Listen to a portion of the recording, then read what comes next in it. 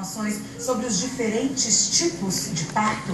Você sabe exatamente o porquê de fazer um parto normal, ou escolher uma cesárea, ou mesmo esperar acontecer, e o momento ali do parto, dependendo da situação, é que vai dizer qual o melhor parto. A gente vai entender tudinho agora com o querido Dr. Domingos Mantelli, ginecologista e obstetra. Seja bem-vindo.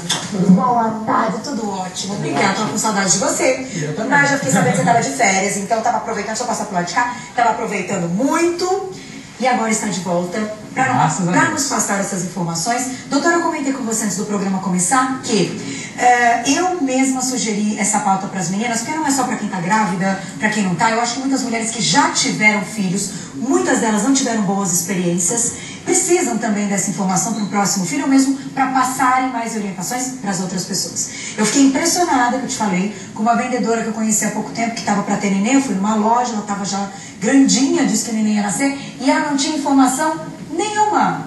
Ela tinha marcado o parto e ela não sabia nem o que era se a bolsa estourasse. Naquele momento eu fiquei assim, chateada, como uma grávida. Falo, meu Deus, as pessoas precisam de informação, esse é o meu trabalho, a gente vai falar disso com você, bonita. Ótimo. O espaço é todo seu. Vamos começar falando do parto normal, que eu acho que é o que tem aí, né?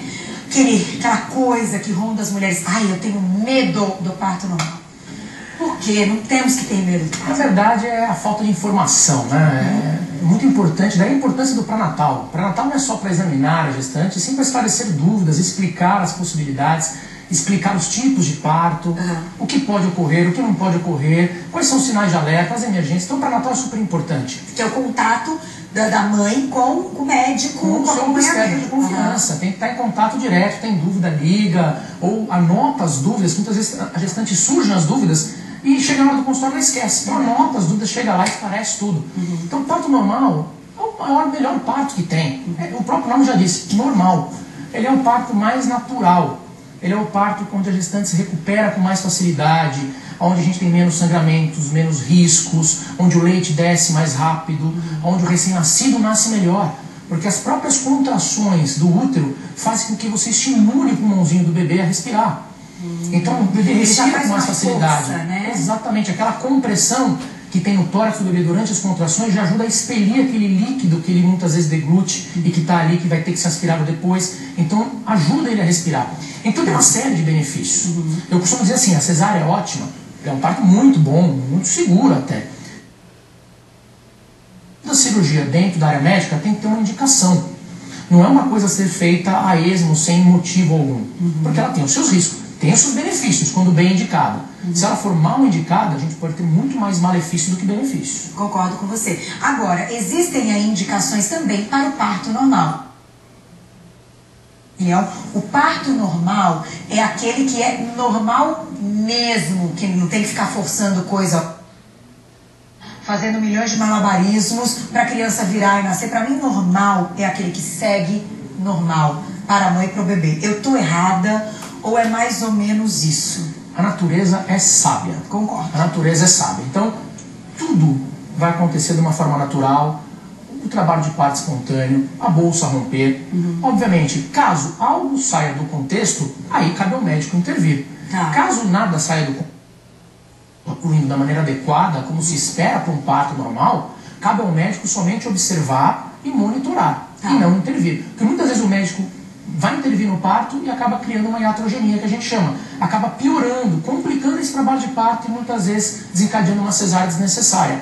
Quantos são, que a gente fala os dedos de dilatação para que uma criança nasça de parto normal? Qual o mínimo de dilatação? Na verdade, a dilatação, o colo do útero ele é fechado. E para nascer a gente tem que ter 10 centímetros de dilatação. Então, o que acontece? Essa dilatação ocorre uma média de 1 centímetro por hora. Como uma primeira gravidez, às vezes é um pouco mais lento essa dilatação. Então, quando a mulher começa a sentir as dores, que ela chega no médico, faz o toque e está com 2, 3 centímetros, então a gente já calcula que ela tem pela frente 7, 8 horas de trabalho de parto para o nascimento. É uma média de 1 centímetro por hora, podendo variar. Uma mulher que já teve mais filhos, isso em curto tempo, quando a primeira gravidez é um pouquinho mais longa. Caso esse tempo passe e a mulher não tenha tido um aumento da dilatação, isso indica que ela já tem aí uma indicação para uma cesárea? Ainda não. Ainda Muitas vezes, se o trabalho de parto não está correndo de uma maneira adequada, não está tendo a dilatação no tempo correto, aí que cabe o médico intervir e entrar com algumas medicações, algumas drogas que nós utilizamos para melhorar essas contrações, para a gente conduzir esse trabalho de parto. Isso é anestesia ou não tem nada a ver com anestesia? Nada a ver com anestesia. São medicações como, por exemplo, a ocitocina, que a gente pode lançar a mão para fazer com que esse útero contraia com mais eficácia e melhore e aumente a dilatação do colo do útero. Muitas vezes a dilatação vai ocorrendo e a bolsa não estoura de forma espontânea. Muitas vezes cabe ao médico entrar em ação e romper essa bolsa de forma artificial. Então são mecanismos que o obstetra vai lançar na hora do parto para ir conduzindo esse parto normal. E a criança tem que estar em que posição para que seja realizado o parto normal? Na verdade, o parto normal ele pode ser realizado tanto com a criança de cabeça para baixo como pélvico. Muitas vezes as pessoas não sabem disso. Mas um bebê sentado, muitas vezes ele nasce de parto normal. E nasce bem. E nasce bem. E nasce bem. Só que não é muito usual hoje em dia fazer o parto com o bebê sentado. Porque a cabeça pode não Por conta das complicações na hora do nascimento. A gente tem uma coisa que chama-se cabeça derradeira, onde a cabeça do bebê pode ficar presa. E aí tem algumas manobras que a gente tem que lançar a mão para tirar o bebê, mas ele pode eventualmente entrar no sofrimento fetal. Mas muitas vezes um bebê de peso baixo, uma gestante que tem um quadril que ajuda o nascimento, se o bebezinho estiver sentado, ela chegou na maternidade, com o trabalho de parto, você vai examinar, já está com 10 centímetros, já está próximo de nascer, muitas vezes não tem cabimento você indicar uma cesárea, dá para você fazer o parto por baixo, mesmo o bebê sentado. Mas a melhor posição, obviamente, é o bebê de cabeça para baixo, né, orientado para baixo, na pelve. Isso vai ajudar também na dilatação do colo do útero. Perfeito. Vou fazer o seguinte, vou dar um recadinho. Na volta, a gente vai explicar o que tem aqui na mesa, que eu não entendi, que você sempre é pronta, mas a gente vai falar um pouquinho dessas contrações, porque muitas mulheres que não tiveram aquelas contrações imitando a contração do parto, que daí você pode explicar melhor, não sabem exatamente o que é a contração, vão ficar na dúvida, vão achar que pode ser alguma coisa perigosa. Vamos falar das contrações também. Já volto. Voltando a conversar com o Dr. Domingos Mantelli, que é ginecologista e obstetra. Deixei aqui uma perguntinha sobre as contrações. Como a mulher sabe que ela está entrando em trabalho de parto? Como são essas contrações? Na verdade, a mulher, a partir das 30 semanas de gestação aproximadamente, ela vai começar a ter algumas pequenas contrações chamadas contrações de Braxton Hicks. Essas contrações são contrações que não desencadeiam o trabalho de parto. Elas são contrações que têm uma intensidade pequena, dão uma cólicazinha, mas elas não promovem a dilatação do colo do útero. E muitas vezes a mulher pode confundir, achar que está entrando em trabalho de parto prematuro. Mas na verdade essas contrações são contrações para o útero aprender a se contrair. Ela está ensaiando para entrar em trabalho de parto. Então são absolutamente normais e esperadas para esse período. Quando estiver mais próximo do nascimento, a mulher vai começar a sentir uma pressão embaixo, porque a cabeça do bebê vai encaixar na pelve e automaticamente, a hora que as contrações começarem a vir, elas se iniciam no fundo uterino, na parte de cima, e elas fazem esse movimento de cima para baixo, como se estivessem empurrando esse bebê para baixo. Então essa é uma contração efetiva, uma contração que causa dilatação. E ela tem aí um ritmo. Ela tem que durar em média de 30 a 40 segundos o útero contraindo e o intervalo dela de 2 a 3 a cada 10 minutos. E isso vai se intensificando e cada vez vai aumentando mais. Então, a hora que ela já tiver 2, 3 dessas contrações de 40 segundos a cada 10 minutos, hora de ir pro hospital. Hora de ligar pro médico. Hora de ligar pro médico. Acho que eu estou entrando em trabalho de parto. Exatamente. Mais uma pergunta do parto normal que eu acho muito importante. É possível anestesiar a paciente durante um parto normal? Pode diminuir a dilatação caso tenha que intervir com uma anestesia, que as dores estejam muito intensas? Não, hoje em dia nós temos o parto normal com analgesia, que é anestesia que é feita peridural, onde a gestante ela perde as dores, mas não perde os movimentos. Então ela continua tendo a capacidade de fazer força, de fazer a prensa para o nascimento, porém sem dor. Então vai caber também ao médico que está lá acompanhando, orientá-la no momento certo de fazer força, para ela sentir as contrações, porque ela vai passar a não sentir mais dores. Vai ser chamada analgesia de parto para o parto normal. Pode ser RAC também? A RAC é anestesia para o parto normal não, porque ela tira os movimentos das pernas. Então ela é indicada para o parto cesariano. Entendi. E o parto normal pode virar uma cesárea caso tenha algum problema? Obviamente, e nós estamos dizendo, o parto normal ele é ótimo, desde que tudo esteja correndo bem. Qualquer coisa, o bebê começou a entrar em sofrimento fetal, teve qualquer complicação, para-se tudo, vai para a sala de cirurgia e a gente indica o parto cesariano.